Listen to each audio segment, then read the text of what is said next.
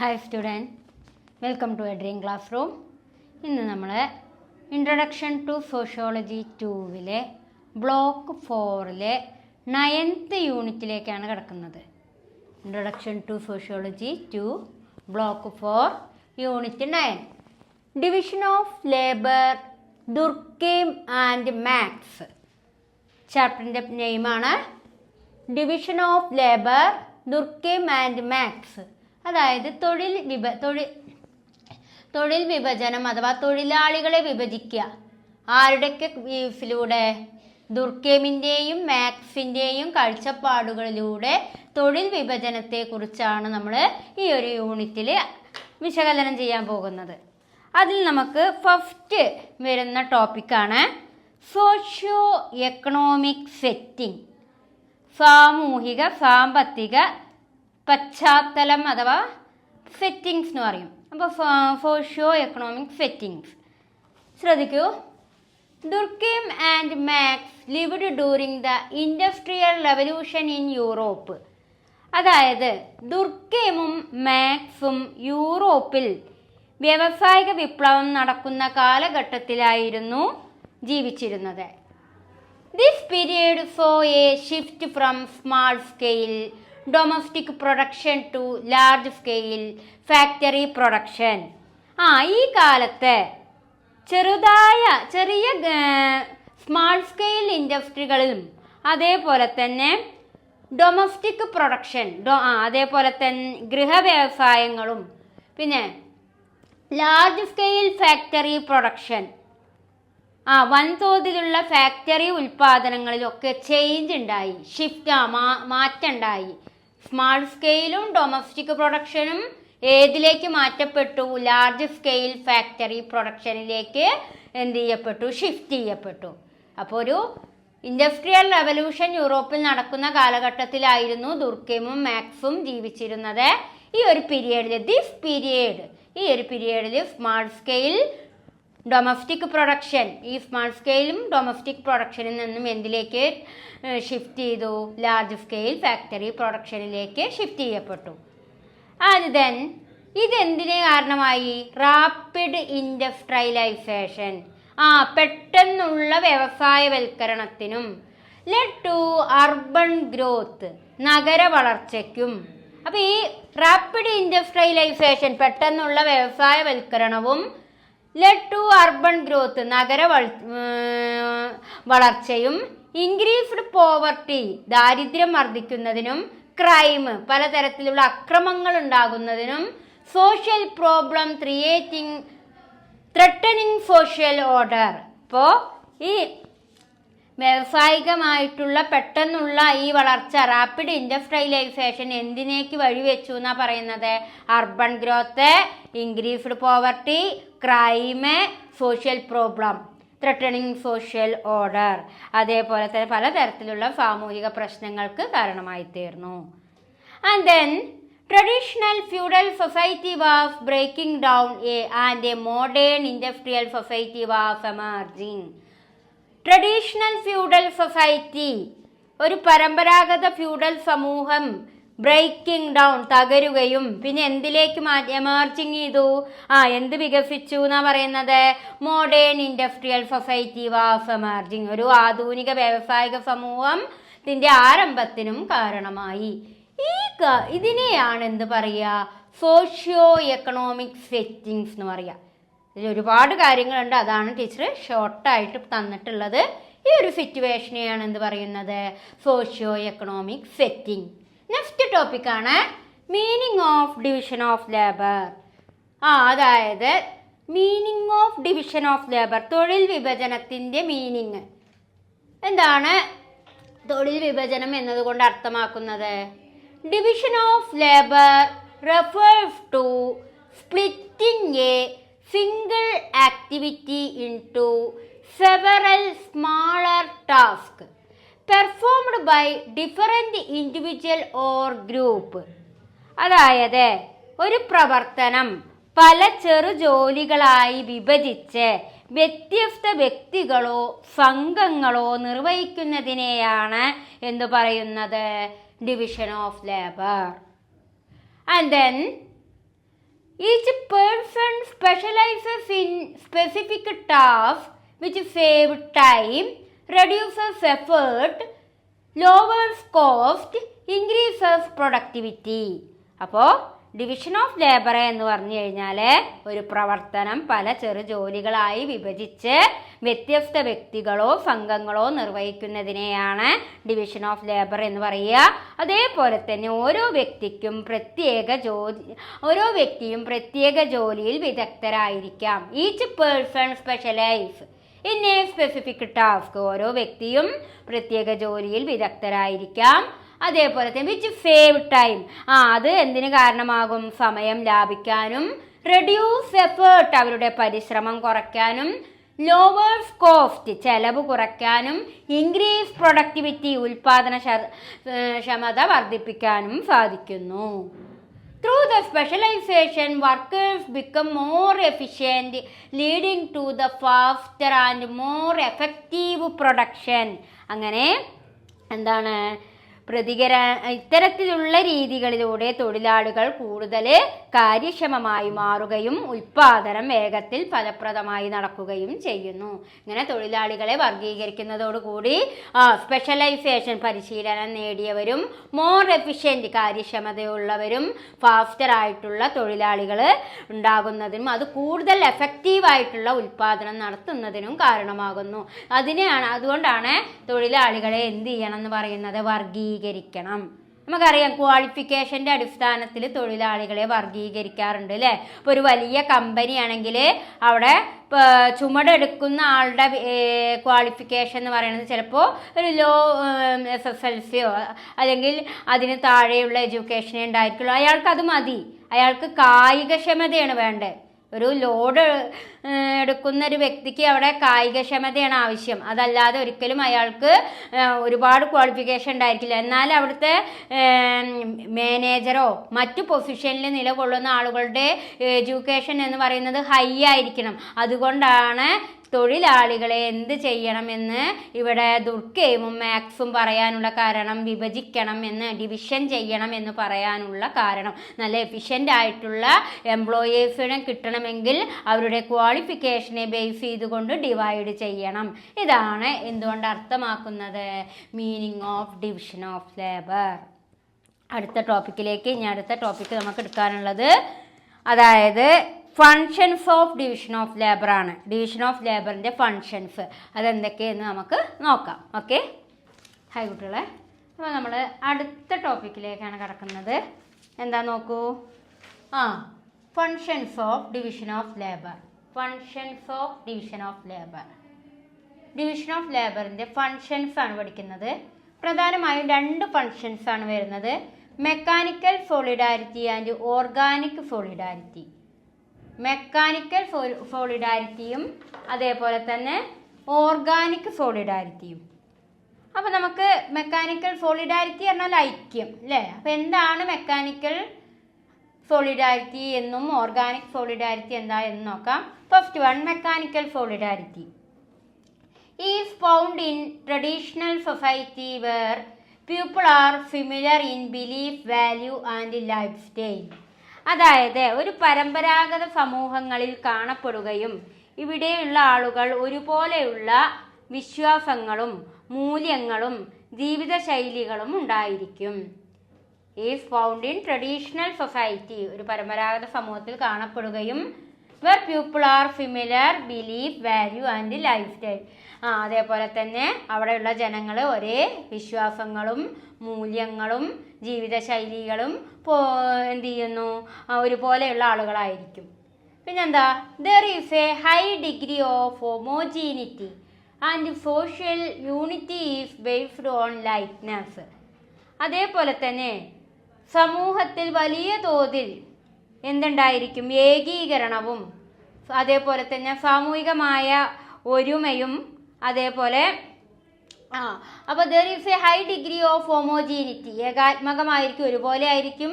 സാമൂഹികമായിട്ടുള്ള unity ഉണ്ടായിരിക്കും. അപ്പോൾ ഇതിനെയൊക്കെ ബേസ് ചെയ്തുകൊണ്ടായിരിക്കും ഇത്തരത്തിലുള്ള കാര്യങ്ങളെയൊക്കെ ബേസ് ചെയ്തുകൊണ്ടായിരിക്കും ഒരു മെക്കാനിക്കൽ സോളിഡാരിറ്റി ഉണ്ടാവുക. കൂടാതെ പിന്നെന്താണ്? The collective consciousness. Collective consciousness, CONSCIENCE, consciousness, അതായത് സമൂഹബോധം എന്ന് പറയും. The collective consciousness is very strong. Individual differences R minimal and the division of labour is simple. സാമൂഹിക ബോധം വളരെ ശക്തമായിരിക്കും. ഇത്തരം മെക്കാനിക്കൽ സോളിഡാരിറ്റി ആയിരിക്കുമ്പോൾ കളക്റ്റീവ് കോൺഷ്യസ്നസ് വെരി സ്ട്രോങ് ആയിരിക്കും. അതേപോലെ തന്നെ ഇൻഡിവിജ്വൽ ഡിഫറൻസസ് ആർ മിനിമൽ, അതേപോലെ തന്നെ വ്യക്തിഗത വ്യത്യാസങ്ങൾ കുറവായിരിക്കും, മിനിമം ആയിരിക്കും. Division of labour is simple, തൊഴിലാളികളെ വർഗീകരിക്കുന്നത് ലളിതമായിരിക്കും. ഇതൊക്കെ ഇത്രയും കാര്യങ്ങൾ ഉൾപ്പെടുന്നതിനെയാണ് എന്ത് പറയുക, മെക്കാനിക്കൽ സോളിഡാരിറ്റി. ഇപ്പോൾ functions of division of labour രണ്ടെണ്ണം ഉണ്ട്, മെക്കാനിക്കലും ഉണ്ട് ഓർഗാനിക്കലും ഉണ്ട്. മെക്കാനിക്കൽ സോളിഡാരിറ്റി എന്ന് പറഞ്ഞു കഴിഞ്ഞാൽ ഇത്രയും കാര്യങ്ങൾ ഉൾക്കൊള്ളുന്നതിനെയാണ് മെക്കാനിക്കൽ സോളിഡാരിറ്റി എന്ന് പറയുക. അടുത്തതാണ് ഓർഗാനിക് സോളിഡാരിറ്റി. ഓർഗാനിക് സോളിഡാരിറ്റി എന്ന് പറഞ്ഞാൽ exist in modern industrial society and is based on differences and interdependence, അതായത് ആധുനിക വ്യാവസായിക സമൂഹങ്ങളിൽ കാണപ്പെടുകയും പലതരത്തിലുള്ള വ്യത്യാസങ്ങളും പരസ്പര ആശ്രിതത്വവും ആയിരിക്കാം. Exist in modern industrial society, ഒരു ആധുനിക വ്യാവസായിക സമൂഹത്തിൽ കാണപ്പെടുന്നതും മാത്രമല്ല ഡിഫറൻസസും ഉണ്ടായിരിക്കും, ഇന്റർഡിപ്പെൻഡൻസും ആയിരിക്കും, അതായത് പരസ്പര ആശ്രിതത്വവും ആയിരിക്കാം. People perform specialised role due to an advanced division of labour making them dependent. അതേപോലെ തന്നെ തൊഴിൽ വിഭജനത്തിൻ്റെ ഫലമായി ആളുകൾ പ്രത്യേക ജോലികളിൽ എന്ത് ചെയ്യുന്നു, വിദഗ്ധരാകുന്നു. People perform specialised rules due to an advanced division of labour making the dependent, അതായത് ഇവിടെ തൊഴിൽ വിഭജനത്തിൻ്റെ ഫലമായി ആളുകൾ പ്രത്യേക ജോലികളിൽ വിദഗ്ധരുമായിരിക്കുക. അതേപോലെ തന്നെ അവർ പരസ്പരം ആശ്രയിക്കുന്നു. ഏതിൻ്റെ ഭാഗമായി, ഡിവിഷൻ ഓഫ് ലേബറിൻ്റെ ഭാഗമായി. തൊഴിൽ വിഭജനത്തിൻ്റെ ഭാഗമായിട്ട് ആളുകൾ പരസ്പരം എന്ത് ചെയ്യുന്നു, ഡിപ്പെൻഡ് ചെയ്യുന്നു, പരസ്പരം ആശ്രയിക്കുകയും ചെയ്യും. അതേപോലെ തന്നെ സ്പെഷ്യലൈസ്ഡുമായിരിക്കാം, വിദഗ്ധരുമായിരിക്കാം. Society is characterised by heterogeneity. അതുകൊണ്ട് തന്നെ സൊസൈറ്റി എന്ന് പറയുന്നത് ഹെട്രോജീനിറ്റി, വൈവിധ്യവും, ഇൻഡിവിജ്വാലിറ്റി, വ്യക്തിത്വവും, കോംപ്ലക്സിറ്റി, സങ്കീർണതവുമായിരിക്കാം. അതുകൊണ്ട് സൊസൈറ്റിയുടെ സ്വഭാവം, society is characterised by heterogeneity. സൊസൈറ്റിയുടെ സ്വഭാവം എന്ന് പറയുന്നത് എന്താണ്, ഹെട്രോജീനിറ്റി. ഹെട്രോജീനിറ്റി എന്ന വൈവിധ്യമായിരിക്കാം, ഇൻഡിവിജ്വാലിറ്റി വ്യക്തിത്വമായിരിക്കാം, കോംപ്ലക്സിറ്റി സങ്കീർണമായിരിക്കാം. ഇത്രയും കാര്യങ്ങളാണ് ഇതിലെ പ്രധാനപ്പെട്ടതായിട്ട് വരുന്നത്. ഇതിനെയാണ് എന്ത് പറയുക, functions of division of labour, തൊഴിലാളികളുടെ വർഗീകരണം. രണ്ട് രീതിയിലാണ്. മെക്കാനിക്കൽ സോളിഡാരിറ്റി ആയിരിക്കുമ്പോൾ ഡിവിഷൻ ഓഫ് ലേബർ എന്ന് പറയുന്നത് സിമ്പിൾ ആയിരിക്കും. ഓർഗാനിക് സോളിഡാരിറ്റി ആയിരിക്കുമ്പോൾ ഡിവിഷൻ ഓഫ് ലേബർ എന്ന് പറയുമ്പോൾ കോംപ്ലക്സിറ്റി ആയിരിക്കും, കുറച്ച് സങ്കീർണത ഉണ്ടായിരിക്കും. പക്ഷെ സ്പെഷ്യലൈസ്ഡ് ആയിരിക്കും, അത് ഡിപ്പെൻഡഡ് ആയിരിക്കും, ആശ്രിതത്വം, പരസ്പരം ആശ്രയിക്കുന്നുണ്ടായിരിക്കും. ഇത്രയും കാര്യങ്ങളെയാണ് എന്തുകൊണ്ട് ഉദ്ദേശിക്കുന്നത്, functions of division of labour എന്നതുകൊണ്ട് അർത്ഥമാക്കുന്നത് കേട്ടോ. ഇനി നമ്മൾക്ക് അടുത്തതായിട്ട് പറയാനുള്ള ടോപ്പിക്കാണ് abnormal forms of division of labour. Abnormal ഫോംസുകൾ ഏതൊക്കെയാണ്, ഡിവിഷൻ ഓഫ് ലേബറിൻ്റെ അബ്നോർമൽ ഫോംസുകൾ. അനോമി ഉണ്ട്, ഇൻഈക്വാലിറ്റി ഉണ്ട്, ഇൻആഡിക്വേറ്റ് ഓർഗനൈസേഷൻ ഉണ്ട്. അതൊക്കെ എന്താ എന്ന് നമുക്ക് നോക്കാം. ഓക്കെ, ഹായ് കുട്ടികളെ, അടുത്ത ടോപ്പിക്കിലേക്കാണ് നമ്മൾ കിടക്കുന്നത്. എന്താണ് abnormal forms of division of labour, അതായത് ഡിവിഷൻ ഓഫ് ലേബറിൻ്റെ അസാധാരണമായ രൂപങ്ങളെക്കുറിച്ചാണ് ഇവിടെ അനലൈസ് ചെയ്യുന്നത്. Abnormal forms of division of labour, division of ലേബറിൻ്റെ അസാധാരണപരമായിട്ടുള്ള രൂപങ്ങൾ. അതിൽ ഫസ്റ്റ് അതിൽ 3 പോയിൻറ്റ്സുകളായിട്ടാണ് അതിനെ ഡിവൈഡ് ചെയ്തിട്ടുള്ളത്. ഞങ്ങളുടെ ടെക്സ്റ്റ് ബുക്ക് പേജ് 122 അതിൻ്റെ ഡിഫൈനിങ് ടീച്ചർ പോയിൻ്റ് മാത്രമേ എഴുതിയിട്ടിട്ടുള്ളൂ. അതെന്താ എന്ന് വിശദീകരിച്ച് പറഞ്ഞു തരും. നിങ്ങളത് ടെക്സ്റ്റിൽ നോക്കി മനസ്സിലാക്കണം കേട്ടോ. പോയിൻ്റ് ഇവിടെ എഴുതിയിട്ടിട്ടുള്ളൂ, ടെക്സ്റ്റിൽ നോക്കി അതെന്താ എന്ന് നിങ്ങൾ മനസ്സിലാക്കണം. Page 122 abnormal forms of division of labour, അതായത് തൊഴിൽ വിഭജനത്തിൻ്റെ അസാധാരണമായിട്ടുള്ള രൂപങ്ങൾ. എന്തൊക്കെയാണ് തൊഴിൽ വിഭജനത്തിൻ്റെ അസാധാരണമായ രൂപങ്ങൾ നോക്കൂ. Anomie, inequality, inadequate organisation. ഏതൊക്കെയാണ്?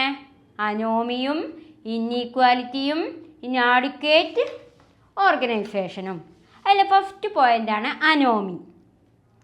എന്താണ് അനോമി എന്ന് പറഞ്ഞു കഴിഞ്ഞാൽ പ്രധാനമായും അനോമിയിൽ എന്തൊക്കെ കാര്യങ്ങളാണ് വരുന്നത് നമുക്ക് ജസ്റ്റ് ഒന്ന് നോക്കാം. Anomie, this term means a state of normlessness. ഈ പദം നിയമങ്ങളില്ലാത്ത അവസ്ഥയെ സൂചിപ്പിക്കുന്നു. നോംലെസ്നെസ്, ലെസ്നെസ് പറഞ്ഞാൽ ഇല്ലാത്ത അവസ്ഥ. അപ്പം നിയമങ്ങളില്ലാത്ത അവസ്ഥയെയാണ് എന്തുകൊണ്ട് അർത്ഥമാക്കുന്നത്? അനോമി.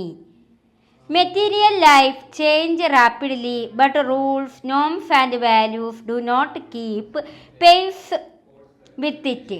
അതായത് ഭൗതിക ജീവിതം വളരെ വേഗത്തിൽ മാറുകയും എന്നാൽ നിയമങ്ങളും മൂല്യങ്ങളും അതനുസരിച്ച് മാറുന്നില്ല. മെറ്റീരിയൽ ലൈഫ് എന്ന് പറയുന്നത് വേഗത്തിൽ മാറുകയും എന്നാൽ നിയമങ്ങളും മൂല്യങ്ങളും എന്ത് ചെയ്യുന്നില്ല, പെട്ടെന്ന് മാറുന്നില്ല. നമ്മളുടെ ഭൗതിക മെറ്റീരിയൽ ലൈഫ് പെട്ടെന്ന് മാറുമല്ലേ, പക്ഷേ നിയമങ്ങളും മൂല്യങ്ങളും എന്ത് ചെയ്യുന്നില്ല എന്നാ പറയുന്നത്, വേഗത്തിൽ മാറുന്നില്ല. അതനുസരിച്ചിട്ട് മെറ്റീരിയൽ ലൈഫ് മാറുന്നതിനനുസരിച്ച് നിയമങ്ങളും മൂല്യങ്ങളും എന്ത് ചെയ്യുന്നില്ല, മാറുന്നില്ല. ഇപ്പം നിയമങ്ങളില്ലാത്ത അവസ്ഥേനെയാണ് അനോമി എന്ന് പറയുക. ഭൗതിക ജീവിതം വളരെ വേഗത്തിൽ മാറും, എന്നാൽ നിയമങ്ങളും മൂല്യങ്ങളും അതിനനുസരിച്ച് എന്ത് ചെയ്യപ്പെടുന്നില്ല, മാറുന്നില്ല. There seemed to be a total breakdown rules and norms.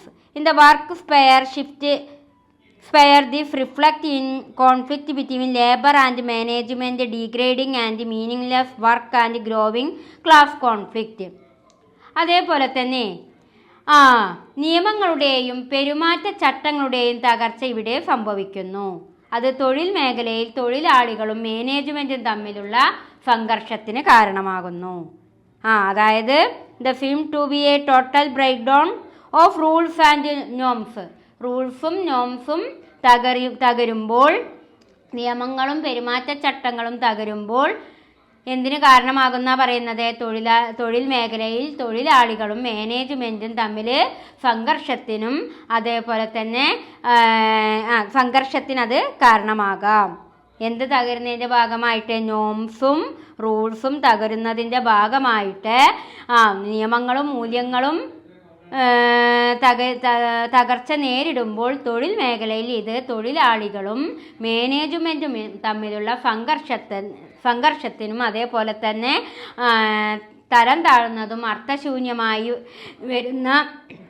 വർദ്ധിച്ചു വരുന്ന വർഗസമരം എന്നിവ ഉണ്ടാകുന്നതിനും കാരണമാകുന്നു. ആൻഡ് ദെൻ നെക്സ്റ്റ് പാരഗ്രാഫിൽ എന്താ പറയുന്നത്? To put it simply, individuals are working and producing but fail to see any meaning in what they are doing. For instance, in the factory assembly line, workers have to spend the whole day doing boring routine activity like fixing screw or nail to piece of machinery. ഒരു സിമ്പിളായിട്ട് പറയുകയാണെങ്കിൽ, വ്യക്തികൾ ജോലി ചെയ്യുകയും ഉൽപ്പാദിക്കുകയും ചെയ്യുന്നുണ്ടെങ്കിലും അവർ ചെയ്യുന്ന കാര്യങ്ങളിൽ അർത്ഥം കണ്ടെത്താൻ അവർക്ക് കഴിയുന്നില്ല. അതാണ് ഏത്? അനോമി. ലളിതമായി പറയുകയാണെങ്കിൽ വ്യക്തികൾ ജോലി ചെയ്യുകയും ഉൽപ്പാദിക്കുകയും ചെയ്യുന്നുണ്ടെങ്കിലും അതിൽ വ്യക്തമായിട്ടൊരു അർത്ഥം അവർക്ക് കണ്ടെത്താൻ കഴിയുന്നില്ല. ഉദാഹരണത്തിന് എന്താ? ഒരു ഫാക്ടറിയിലെ അസംബ്ലി ലൈനിൻ്റെ യന്ത്രഭാഗങ്ങളുടെ സ്ക്രൂവോ ആണിയോ ആണ് തൊഴിലാളികൾ ഉൽപ്പാദിപ്പിക്കാൻ ശ്രമിക്കുന്നതെങ്കിൽ ആ തൊഴിലാളിക്ക് അവരുടെ ജോലിയിൽ യാതൊരു അർത്ഥവും കാണാൻ കഴിയില്ല. കാരണം തങ്ങൾ ഉപയോഗപ്രദമായി എന്തെങ്കിലും ചെയ്യുന്നുണ്ടോ അല്ലെങ്കിൽ സമൂഹത്തിൻ്റെ സുപ്രധാന ഭാഗമാണോ എന്ന് അവർക്ക് തോന്നാത്തൊരവസ്ഥയായിരിക്കും. തൊഴിലാളികളുടെ പ്രവർത്തനങ്ങളെ കൂടുതൽ അർത്ഥവത്താക്കുന്നതിനോ സമൂഹം അവരെ വിലമതിക്കുന്നു എന്ന് കാണിക്കുന്നതിനുള്ള നിയമങ്ങൾ ഫാക്ടറി ജോലികളിൽ മാറ്റം വരുത്തിയിട്ടില്ല. അപ്പോൾ ഒരു തൊഴിൽശാലയിൽ തൊഴിൽ ചെയ്യുന്ന ആളുകൾക്ക്, ഈ ഉപകരണങ്ങളുടെ പാർട്സുകളൊക്കെ ഉണ്ടാക്കുന്ന ആളുകൾക്ക് അവർ ചെയ്യുന്ന തൊഴിലിൽ ഒരു തങ്ങൾ ചെയ്യുന്ന ജോലിയിൽ അവർക്കൊരു മികവ് കാണാൻ സാധിക്കുന്നില്ല. അപ്പോൾ അങ്ങനെ അവർ ചെയ്യുന്ന ജോലി ദിവസം മുഴുവനും അവർ ചെയ്യുന്ന തൊഴിലാളികൾക്ക് അവരുടെ ജോലിയിൽ ഒരു അർത്ഥമുണ്ടായതായിട്ട് തോന്നുന്നില്ല. അങ്ങനെ തങ്ങൾ ചെയ്യുന്ന ഉപയോഗപ്രദമായ ഏതെങ്കിലും ചെയ്യുന്നുണ്ടോ അല്ലെങ്കിൽ സമൂഹത്തിൻ്റെ സുപ്രധാന ഭാഗമാണോ എന്ന് അവർക്ക് തോന്നാൻ കഴിയുന്നില്ല. അങ്ങനെ തൊഴിലാളികളുടെ പ്രവർത്തനങ്ങളെ കൂടുതൽ അർത്ഥവത്താക്കുന്നതിനോ സമൂഹം അവരെ വിലമതിക്കുന്നുവെന്ന് കാണിക്കുന്നതിനുള്ള നിയമങ്ങൾ ഫാക്ടറി ജോലിയിൽ വരുത്തിയിട്ടില്ല. അപ്പോൾ നിയമങ്ങളുടെ കുറവിനെയാണ് എന്ത് പറയുക, അനോമി. നോംസും വാല്യൂസും നഷ്ടപ്പെടുന്ന അവസ്ഥയാണ് എന്തുകൊണ്ട് ഉദ്ദേശിക്കുന്നത്, അനോമി എന്നതുകൊണ്ട് അർത്ഥമാക്കുന്നത്. അടുത്തതാണ് ഇന്നീക്വാലിറ്റി. എന്താണ് ഇന്നീക്വാലിറ്റി പറഞ്ഞാൽ അസമത്വം. നമുക്കറിയാം ഇന്നീക്വാലിറ്റി എന്ന് പറയുമ്പോൾ division of labour based on inequality of opportunity according to Durkheim fail to produce long lasting solidarity. അതായത് ഇന്നീക്വാലിറ്റി അസമത്വം അവസര സമത്വമില്ലായ്മയെ അടിസ്ഥാനമാക്കിയുള്ള തൊഴിൽ വിഭജനത്തിന് ദീർഘകാലം നിലനിൽക്കുന്ന സോളിഡാരിറ്റി ഉണ്ടാക്കാൻ കഴിയില്ല എന്ന് ദുർക്കെയിം പറയുന്നു. അവസര സമത്വമില്ലായ്മയെ അടിസ്ഥാനമാക്കിയുള്ള തൊഴിൽ വിഭജനത്തിന് ദീർഘകാലം എന്ത് നിലനിർത്താൻ കഴിയില്ല, സോളിഡാരിറ്റി നിലനിർത്താൻ കഴിയില്ല എന്ന് ആര് വാദിക്കുന്നുണ്ട്, ദുർക്കെയിം വാദിക്കുന്നു. അപ്പോൾ അസമത്വം നിലനിൽക്കുക, അതല്ലെങ്കിൽ അവസര സമത്വമില്ലായ്മയെ അടിസ്ഥാനമാക്കിയുള്ള തൊഴിൽ വിഭജനത്തിന് എന്തിനും സാധിക്കില്ല എന്നാണ് പറയുന്നത്. ദീർഘകാലം ഐക്യം സോളിഡാരിറ്റി നിലനിർത്താൻ കഴിയില്ല എന്ന് ആര് വാദിച്ചു, ദുർക്കെയിം വാദിക്കുന്നു.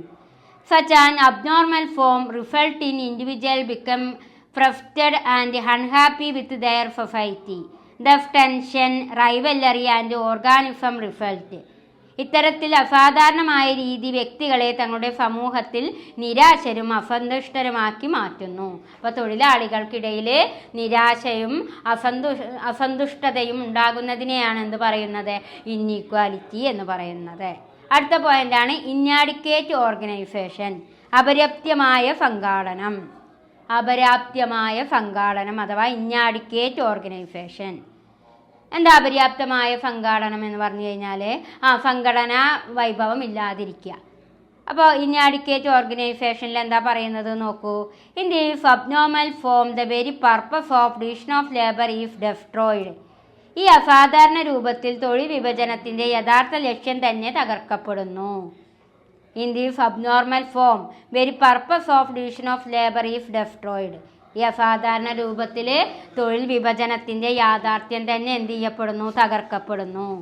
Work is not well organised and coordinated.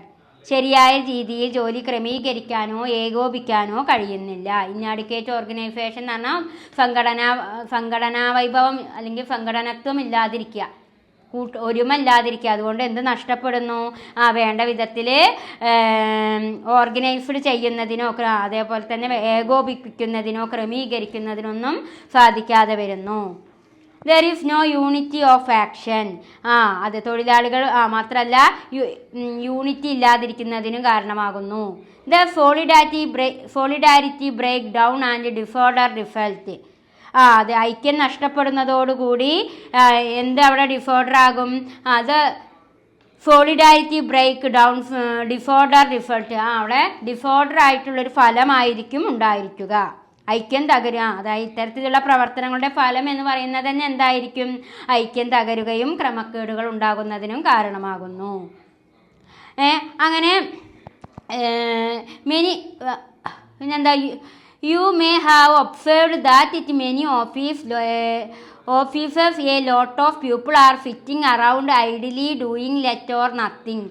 അതേപോലെ തന്നെ പല ഓഫീസുകളിലും ധാരാളം ആളുകൾ കാര്യമായി ജോലികളൊന്നും ഇല്ലാതെ വെറുതെ ഇരിക്കുന്നത് കാരണമാകുന്നു. അങ്ങനെ ആകെ ഒരു കമ്പനി ആണെങ്കിലും ഒരു ഓഫീസാണെങ്കിലും അവിടുത്തെ പ്രവർത്തനങ്ങൾ ഡിസോർഡറായി മാറുന്നതിനെയാണ് ഇന്നാഡിക്വേറ്റ് ഓർഗനൈസേഷൻ എന്ന് പറയുക. ഇതൊക്കെ ഏതിൻ്റെ ഫോംസുകളാണ്, abnormal forms of division of labour, അതായത് തൊഴിലാളി വിഭജനത്തിൻ്റെ അസാധാരണമായ രൂപങ്ങളാണ് കേട്ടോ. അനോമി എന്ന് പറഞ്ഞാൽ നിയമങ്ങൾ ഇല്ലാതാവുക, നോംസ് നിയമങ്ങൾ നഷ്ടപ്പെടുന്നതിനെയാണ് അനോമി എന്നറിയുക. ഇന്നീക്വാലിറ്റി എന്ന് പറഞ്ഞാൽ അസമത്വം നിലനിൽക്കുക. അതേപോലെ ഇന്നാഡിക്കേറ്റ് ഓർഗനൈസേഷൻ എന്ന് പറഞ്ഞാൽ നല്ലൊരു സംഘടനാ വൈഭവത്വം സംഘടനാ കോർഡിനേഷൻ ഇല്ലാതിരിക്കുക. അത് പല ഓഫീസിലത്തേക്ക് കാര്യങ്ങളൊക്കെ പല തരത്തിലുള്ള തകർച്ചയ്ക്ക് കാരണമാകുക. ഇതിനെയാണ് ഇന്നാഡിക്കേറ്റ് ഓർഗനൈസേഷൻ എന്ന് പറയുക. അപ്പോൾ ഇത്തരം കാര്യങ്ങളൊക്കെ ഉണ്ടാകാൻ ഏത് കാരണമാകുന്നു? അതായത് ഈ ഡിവിഷൻ ഓഫ് ലേബറിൻ്റെ അബ്നോർമൽ ഫോംസ്, അസാധാരണമായിട്ടുള്ള ഡിവിഷൻ ഓഫ് ലേബറിൻ്റെ ഫോംസുകളായിട്ടാണ് ഇവിടെ ചൂണ്ടിക്കാണിക്കുന്നത് കേട്ടോ. അപ്പോൾ ഇത്രയും കാര്യങ്ങൾ നന്നായിട്ട് മനസ്സിലാക്കുക. 3 പോയിൻ്റാണ്: anomie, inequality, inadequate organisation. Hi students, നമ്മൾ അടുത്ത ടോപ്പിക്കിലേക്കാണ് കടക്കുന്നത്. 9th യൂണിറ്റിലെ മറ്റൊരു ടോപ്പിക്കാണ് Marx view on division of labour. മാക്സിൻ്റെ കാഴ്ചപ്പാടിലൂടെയുള്ള ഡിവിഷൻ ഓഫ് ലേബർ, തൊഴിൽ വിഭജനം. അതിനെ 3 പാർട്ടുകളാക്കിയാണ് തരംതിരിച്ചിട്ടുള്ളത്. Marx view on division of labour പ്രധാനമായും 3 പോയിന്റ്സ് ആണ്. മെയിൻ 3 പോയിന്റ് ഉണ്ട്. പിന്നെ ഈ പ്രധാനപ്പെട്ട ഈ 3 പോയിന്റിനെയും വീണ്ടും സബ് പോയിന്റുകളാക്കി തരംതിരിക്കുകയാണ് ചെയ്യുന്നത്. അപ്പൊ നോക്കൂ, 3 ഇമ്പോർട്ടന്റ് ആയിട്ടുള്ള പോയിന്റ്സ് ആണ്. First one, distinction made by Marx between social division of labor and division of labor in industry or manufacture. അതായത് ഡിവിഷൻ ഓഫ് ലേബറിനെ 2 രീതിയിൽ തരംതിരിച്ചു മാക്സ്. ഏതൊക്കെയാണ്? സോഷ്യൽ ഡിവിഷൻ ഓഫ് ലേബർ എന്നും division of labour in industry or manufacture. അതാണ് first point. Second one, the implication of division of labour in manufacture. അതേപോലെ തന്നെ third one, Marx remedy to the problem created by division of labour, namely revolution and change. അപ്പൊ ഇത്രയും ഈ 3 points ആണ് ഇതിന്റെ പ്രധാനപ്പെട്ട division of labour, മാക്സിന്റെ കാഴ്ചപ്പാടിലൂടെയുള്ള ഡിവിഷൻ ഓഫ് ലേബർ. അതിൽ നമുക്ക് ഫസ്റ്റ് പോയിന്റിനെ അങ്ങോട്ട് എടുത്തെഴുതി, social division of labour and division of labour in manufacture. അത് 2 ഉണ്ട്. ടീച്ചർ പറഞ്ഞു ഏതൊക്കെയാണ്? സോഷ്യൽ ഡിവിഷൻ ഓഫ് ലേബറും ഉണ്ട്, division of labour in industry or manufacture. ഇനി അതിലെ സോഷ്യൽ ഡിവിഷൻ ഓഫ് ലേബർ എന്തായെന്ന് നമുക്ക് നോക്കാം. സോഷ്യൽ ഡിവിഷൻ ഓഫ് ലേബർ എന്ന് പറഞ്ഞു കഴിഞ്ഞാല് നമുക്കറിയാം, തൊഴിലിനെ വിഭജിക്കുകയാണ് ഇവിടെ ചെയ്യുന്നത്. ഏത് രീതിയിലാണ് വിഭജിക്കുന്നത്? Social division of labour. അതായത് existing whole society, it refers to the distribution of different kind of productive activities among individual or group to meet the social and economic needs of society. സാമൂഹിക തൊഴിൽ വിഭജനം എല്ലാ സമൂഹങ്ങളിലും നിലനിൽക്കുന്നതാണ് അല്ലെ? Existing in all society, എല്ലാ സൊസൈറ്റിയിലും നിലനിൽക്കുന്ന ഒന്നാണ് ഏത്? Social division of labour. It refers to the distribution of different kind of productive activity among individual or group to meet the social and economic need of society. സമൂഹത്തിലെ സാമൂഹികവും സാമ്പത്തികമായ ആവശ്യങ്ങൾ നിറവേറ്റുന്നതിനായി വിവിധ തരത്തിലുള്ള ഉൽപാദന പ്രവർത്തനങ്ങൾ വ്യക്തികൾക്കിടയിലോ കൂട്ടങ്ങൾക്കിടയിലോ വിഭജിക്കുന്ന പ്രക്രിയയാണ് എന്ന് പറയുന്നത് social division of labour. Social division of labour എന്ന് പറഞ്ഞു കഴിഞ്ഞാൽ അത് സമൂഹത്തിൽ നിലനിൽക്കുന്ന ഒരു ഘടകമാണ്. existing in our society, which refers to the distribution of different kind of productive activity. അതായത് സാമ്പത്തിക ആവശ്യങ്ങൾ നിറവേറ്റുന്നതിനായി വിവിധ തരത്തിലുള്ള ഉൽപാദന പ്രവർത്തനങ്ങൾ വ്യക്തികൾക്കിടയിലും അതേപോലെ ഗ്രൂപ്പോ ഇൻഡിവിജ്വൽ ഓർ ഗ്രൂപ്പ് എന്നാ പറയുന്നത്. അപ്പൊ വ്യക്തികൾക്കിടയിലും ഗ്രൂപ്പുകൾക്കിടയിലും വിഭജിക്കുന്ന ആ പ്രക്രിയയെയാണെന്ന് പറയുന്നത് സോഷ്യൽ ഡിവിഷൻ ഓഫ് ലേബർ. അതിന് ഏതൊക്കെ രീതിയിലാണ് സോഷ്യൽ ഡിവിഷൻ ഓഫ് ലേബറിനെ തരംതിരിച്ചിട്ടുള്ളത്? എക്സാമ്പിൾ നോക്കൂ. സം പീപ്പിൾ പ്രൊഡ്യൂസ് ഫുഡ്, ചില ആളുകൾ ഫുഡ് ഉൽപ്പാദിപ്പിക്കുന്നു. അതർ മേക്ക് ടൂൾ, ചില ആളുകൾ ടൂൾസ് ഉപകരണങ്ങൾ ഉൽപ്പാദിപ്പിക്കുന്നു. ഹാൻഡിക്രാഫ്റ്റ്, കരകൗശല വസ്തുക്കൾ ഉൽപ്പാദിപ്പിക്കുന്നു. വെപ്പൺ, ആയുധങ്ങൾ ഉൽപ്പാദിപ്പിക്കുന്നു. അപ്പൊ എല്ലാവരും ഒരേ തൊഴിലാണോ ചെയ്യുക? അല്ല. പല ആളുകളും സമൂഹത്തില് പല ആളുകളും പല തൊഴിലുകളാണ് ചെയ്യുന്നത്.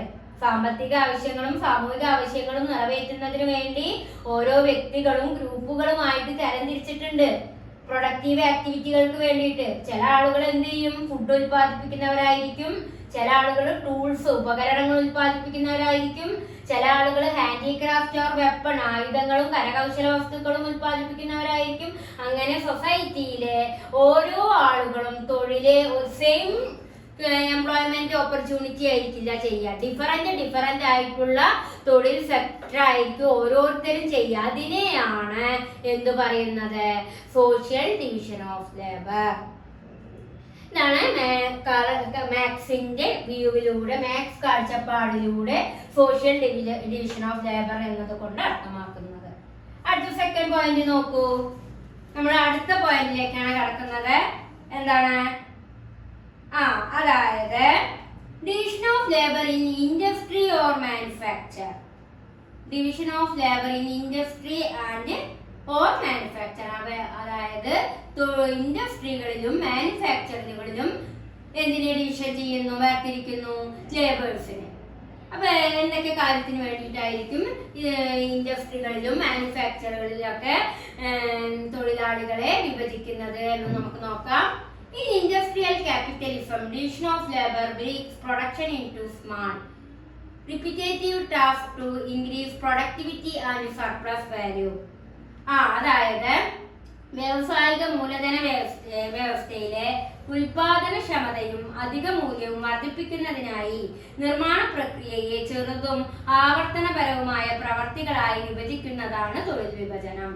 അപ്പോ ഒരു വ്യവസായം ഇൻഡസ്ട്രിയൽ ക്യാപിറ്റലിസം, ഒരു വ്യവസായ മൂലധന വ്യവസ്ഥയിൽ പ്രൊഡക്ടിവിറ്റിയും അതേപോലെ തന്നെ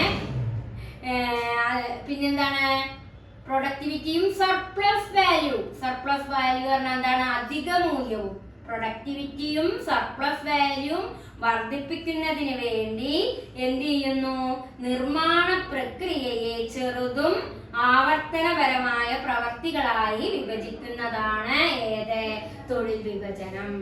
അപ്പൊ തൊഴിൽ വിഭജനം എന്ന് പറയുന്നത് എന്താണ്, ഒരു ഉൽപാദനക്ഷമതവും അതേപോലെ പ്രൊഡക്ടിവിറ്റിയും അതേപോലെ തന്നെ സർപ്ലസ് വാല്യൂവും ഇൻക്രീസ് ചെയ്യുന്നതിന് വേണ്ടി ഒരു കൺസ്ട്രക്ഷൻ പ്രോസസ്സിനെ എങ്ങനെയാണ് തരംതിരിക്കുന്നത്, ചെറുതും അതേപോലെ തന്നെ ആവർത്തനപരമായ പ്രവർത്തികളായി വിഭജിക്കുന്നതിനെയാണ് എന്ത് പറയുന്നത്, division of labour in industry or manufacture. അതേപോലെ തന്നെ ഇവിടെ മാക്സ് ഒരു അഭിപ്രായം പറയുന്നുണ്ട്. According to Marx, the system primarily benefit capitalist as profit accrue to those who own the means of production. മാക്സിന്റെ അഭിപ്രായത്തിൽ ഈ സംവിധാനം പ്രധാനമായും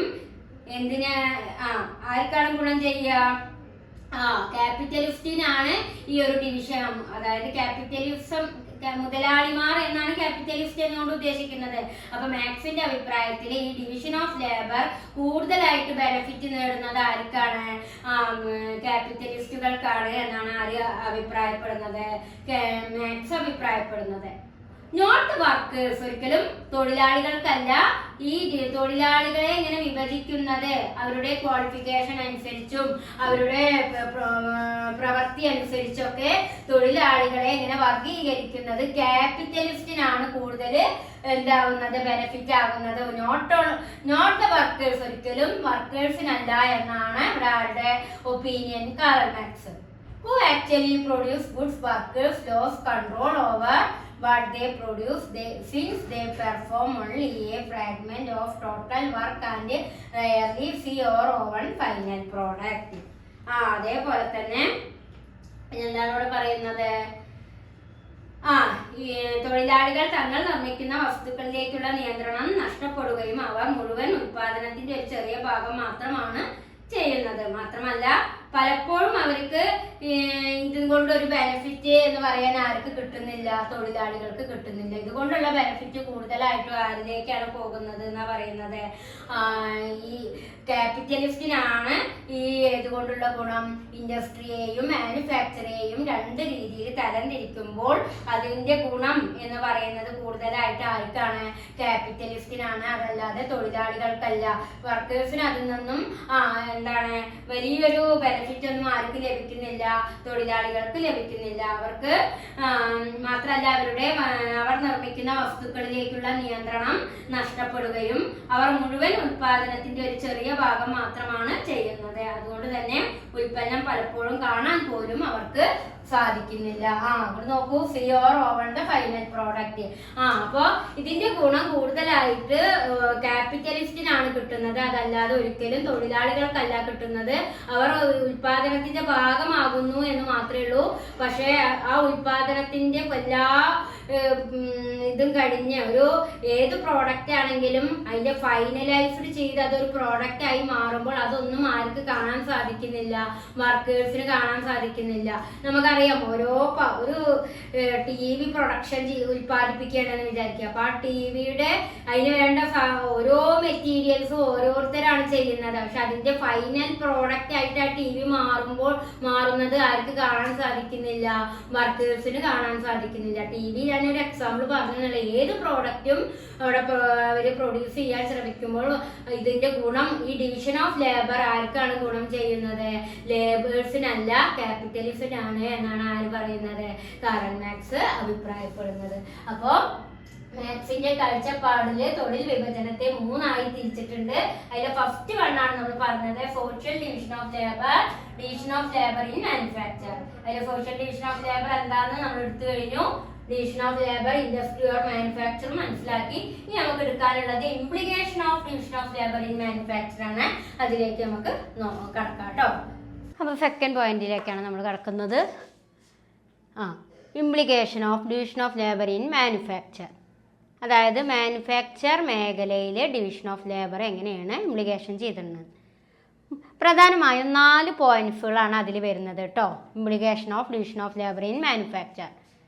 അപ്പോൾ കുട്ടികളെ നിങ്ങൾ ശ്രദ്ധിക്കേണ്ട കാര്യം എന്താ വെച്ച് കഴിഞ്ഞാൽ, Marx's view on division of labour ചോദിച്ചു കഴിഞ്ഞാൽ ഈ 3 പോയിന്റും ഇതിൽ ഓരോന്നിനും വരുന്ന സബ് പോയിന്റും കൂടി നിങ്ങൾ വെക്കണം കേട്ടോ. അപ്പോൾ ഇതിലത്തെ ഫസ്റ്റ് പോയിന്റിൽ നമ്മൾ 2 പോയിന്റുകളാണ് പഠിച്ചത് അല്ലേ? ഏതൊക്കെയാണ്? സോഷ്യൽ ഡിവിഷൻ ഓഫ് ലേബറും division of labour industry or മാനുഫാക്ചറും.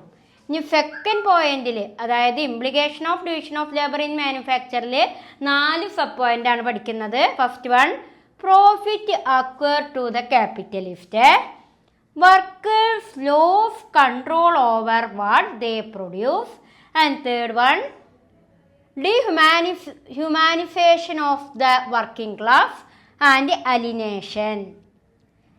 ഈ 4 സബ് പോയിന്റ്സുകളാണ് ഇതിൽ വരുന്നത്. Implication of division of labour in manufacture എന്ന ആ ഒരു സെക്കൻഡ് പോയിന്റിൽ വരുന്ന 4 സബ് പോയിന്റുകൾ. അതിൽ നമുക്ക് ഫസ്റ്റ് പോയിന്റ് നോക്കാം. അതായത് profit accrued to the capitalist. എന്തുകൊണ്ടാണ് profit accrued to the capitalist പറയാനുള്ള കാരണം എന്ന് നമുക്ക് നോക്കാം. അതായത് division of labour increases productivity and surplus value, but the surplus is appropriated by capitalist. അപ്പോൾ ഇവിടെ പറയുന്നത് എന്താ ചോദിച്ചു കഴിഞ്ഞാൽ, division of labour increases productivity. Division of labour എന്ത് വർദ്ധിപ്പിക്കുന്നു? പ്രൊഡക്ടിവിറ്റിയും സർപ്ലസ് വാല്യൂവും വർദ്ധിപ്പിക്കുന്നു. എന്നാൽ ഈ സർപ്ലസ് ആർക്ക് ലഭിക്കുന്നില്ല? വർക്കേഴ്സിന് ലഭിക്കുന്നില്ല. പിന്നെ ആർക്കാണ് കിട്ടുന്നത്? ക്യാപിറ്റലിസ്റ്റിനാണ് കിട്ടുന്നത്. Surplus is appropriated by capitalist, not workers. അപ്പോൾ ഒരു ഡിവിഷൻ ഓഫ് ലേബർ പ്രൊഡക്ടിവിറ്റിയും സർപ്ലസ് വാല്യൂവും ഇൻക്രീസ് ചെയ്യുന്നുണ്ട്. പക്ഷേ സർപ്ലസ് ആരിലേക്ക് എത്തുന്നില്ല? വർക്കേഴ്സിന് ലഭിക്കുന്നില്ല. ആർക്കാണ് ലഭിക്കുന്നത്? ക്യാപിറ്റലിസ്റ്റിനാണ്. Because capitalist own the means of production. അതേപോലെ തന്നെ ഇവിടെ മീൻസ് ഓഫ് പ്രൊഡക്ഷൻ ആരിൽ സ്വന്തമാണ് എന്നാണ് പറയുന്നത്? Capitalist own the means of production. The division of labour strengthen capitalist power and capital accumulation. അതുകൊണ്ട് തന്നെ ഡിവിഷൻ ഓഫ് ലേബർ ശക്തിപ്പെടുന്നത് എവിടെയാണ്? ക്യാപിറ്റലിസ്റ്റിൽ വെച്ചിട്ട്. ക്യാപിറ്റലിസ്റ്റിൻ്റെ പവറാണ് സ്ട്രെങ്തൻ ആവുന്നത് ഏതുകൊണ്ട്? Division of labour. തൊഴിലാളികളെ വർഗീകരിക്കുന്നത് കൊണ്ട് ക്യാപിറ്റലിസ്റ്റിൻ്റെ പവറാണ് ഇവിടെ സ്ട്രെങ്തൻ ആവുന്നത്. അതുകൊണ്ട് ക്യാപിറ്റൽ അക്കുമുലേഷനും ആകുന്നു. അവരുടെ അധികാരവും അതേപോലെ തന്നെ അവരുടെ ശക്തിയും വർദ്ധിക്കാൻ കാരണമാകുന്നു. പക്ഷേ ഇവിടെ സർപ്ലസ് ഒന്നും ആരിലേക്ക് കിട്ടുന്നില്ല, വർക്കേഴ്സിന് കിട്ടുന്നില്ല. അതുകൊണ്ടാണ് എന്ത് പറയാനുള്ള കാരണം? Profit accrue to the capitalist എന്ന് പറയാനുള്ള കാരണം. ലാഭം മുഴുവനും ആർക്കാണ് ലഭിക്കുന്നത്? ക്യാപിറ്റലിസ്റ്റ് മുതലാളിക്കാണ് ലഭിക്കുന്നത്. അതിൻ്റെ ഒരു സർപ്ലസ് പോലും, അതിൻ്റെ ഒരു ചെറിയ പങ്ക് പോലും ആർക്ക് ലഭിക്കുന്നില്ല? വർക്കേഴ്സിന് ലഭിക്കുന്നില്ല. അതുകൊണ്ട് അത് ക്യാപിറ്റലിസ്റ്റിനെ എന്ത് ചെയ്യുന്നു? അവരുടെ പവർ സ്ട്രെങ്തൻ ആക്കുന്നതിനും അധികാരം ഉറപ്പിക്കുന്നതിനൊക്കെ, അധികാരം ശക്തിപ്പെടുത്തുന്നതിനൊക്കെ കാരണമാകുന്നു. ആൻഡ് ദെൻ സെക്കൻഡ് പോയിന്റ് ആണ് workers lose control over what they produce. എന്താണ് ഇവിടെ? ഉൽപ്പന്നങ്ങളിൽ നിന്നുള്ള നിയന്ത്രണം നഷ്ടപ്പെടുകയാണ്. ആർക്ക്? വർക്കേഴ്സിന്. Workers lose control over what they produce. ഉൽപ്പന്നങ്ങളിൽ നിന്നുള്ള നിയന്ത്രണം വർക്കേഴ്സിന് നഷ്ടപ്പെടുന്നു. എന്തുകൊണ്ട് അങ്ങനെ പറയാനുള്ള കാരണം ഡിവിഷൻ ഓഫ് ലേബർ ആണ്, തൊഴിലാളികളെ വിഭജിച്ചിട്ടാണ്. അതുകൊണ്ട് തൊഴിലാളികൾക്ക് ഒരു പ്രോഡക്റ്റായി മാറുമ്പോഴേക്കും അവർ പല ഘട്ടങ്ങളിലൂടെ പല തൊഴിലാളികളാണ് അതിലേക്ക് വരുന്നത്. അതുകൊണ്ട് അവർക്ക് ഈ ആ പ്രോഡക്റ്റിന് പൂർണ്ണ രൂപം ആർക്ക് കാണാൻ സാധിക്കുന്നില്ല? വർക്കേഴ്സിന് കാണാൻ സാധിക്കുന്നില്ല. അതുകൊണ്ടാണ് പറയുന്നത് workers lose control over what they produce. തൊഴിലാളികൾ അവർ നിർമ്മിക്കുന്ന ഉൽപ്പന്നങ്ങളിൽ നിന്നും നിയന്ത്രണം നഷ്ടപ്പെടുന്നു. മാത്രമല്ല workers no longer remain independent producers. തൊഴിലാളികൾ സ്വതന്ത്ര നിർമ്മാതാക്കളായി തുടരുന്നില്ല. Workers no longer remain independent producers. Instead they become small part of production chain controlled by capitalist. അതേപോലെ തന്നെ ക്യാപിറ്റലിസ്റ്റിനെ നിയന്ത്രിക്കുന്ന പ്രൊഡക്ഷൻ ചെയിൻ എന്ന് പറഞ്ഞാൽ എന്താണ്? ഉൽപാദന ശൃംഖലയായി ആരാണ് മാറുന്നത്?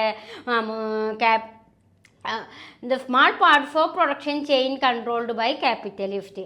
അതായത് ഇവിടെ ക്യാപിറ്റലിസ്റ്റ് നിയന്ത്രിക്കുന്ന ഉൽപാദന ശൃംഖലയായി മാറുകയാണ് ചെയ്യുന്നത്. പ്രൊഡക്ഷൻ ചെയിനെ ആരാണ് കൺട്രോൾ ചെയ്യുന്നത്? ക്യാപിറ്റലിസ്റ്റ് ആണ്. ക്യാപിറ്റലിസ്റ്റിൻ്റെ നിയന്ത്രണത്തിലാണ് പ്രൊഡക്ഷൻ ചെയിൻ അഥവാ ഉൽപാദന ശൃംഖല. അതല്ലാതെ അവിടെ വർക്കേഴ്സിന് പങ്കാളിത്തമില്ല. They are separated from the final product and have no control over sale or use, leading alienation from their labour. അതേപോലെ തന്നെ ഫൈനൽ പ്രോഡക്റ്റിൻ്റെ അന്തിമ ഉൽപ്പന്നത്തിൽ നിന്ന് അവ വേർതിരിയുകയും അതിൻ്റെ വിൽപ്പനയിലോ ഉപയോഗത്തിലോ യാതൊരു നിയന്ത്രണവും ഇല്ലാതാവുകയും ചെയ്യുന്നു. ഇതിലൂടെ തൊഴിലാളികൾ തൊഴിൽ പ്രോസസ്സിൽ നിന്ന് അഥവാ എംപ്ലോയ്മെൻറ്റ് പ്രക്രിയയിൽ നിന്ന് എന്ത് ചെയ്യപ്പെടുന്നു? അലിനേഷൻ അകറ്റപ്പെടുന്നു. തൊഴിലാളികൾക്ക് ഒന്നിലും ഒരു പങ്കില്ല. അവരെ ജോലി ചെയ്യാന്ന് മാത്രം. ബാക്കി എല്ലാ കാര്യങ്ങളും ഇവിടെ പ്രൊഡക്ഷൻ ചെയ്യുന്ന പറയണത് തന്നെ അതുകൊണ്ടാണ്. ഉൽപാദനത്തിൻ ശൃംഖലയിൽ മുഴുവനും ആരാ കൺട്രോൾ ചെയ്യുന്നത്? ക്യാപിറ്റലിസ്റ്റ് ആണ്. അതല്ലാതെ അതിൻ്റെ ഒരു കാര്യത്തിലും ആർക്ക് പങ്കില്ല? തൊഴിലാളികൾക്ക് പങ്കില്ല. അവർ എന്തായി മാറുന്നു? അലിനിയേറ്റ് ചെയ്യപ്പെടുക കാരണം എന്താ? അവരെ അകറ്റി നിർത്തപ്പെടുന്നു. ആൻഡ് ദെൻ മൂന്നാമത്തെ പോയിന്റിലേക്ക് കിടക്കാം. ഡീഹ്യൂമാനൈസേഷൻ ഓഫ് ദ വർക്കിംഗ് ക്ലാസ്. ഇവിടെ എന്ത് നഷ്ടപ്പെടും? ഡീഹ്യൂമാനൈസേഷൻ എന്ന് പറഞ്ഞാൽ എന്താണ്? മാനുഷികത നഷ്ടപ്പെടുക.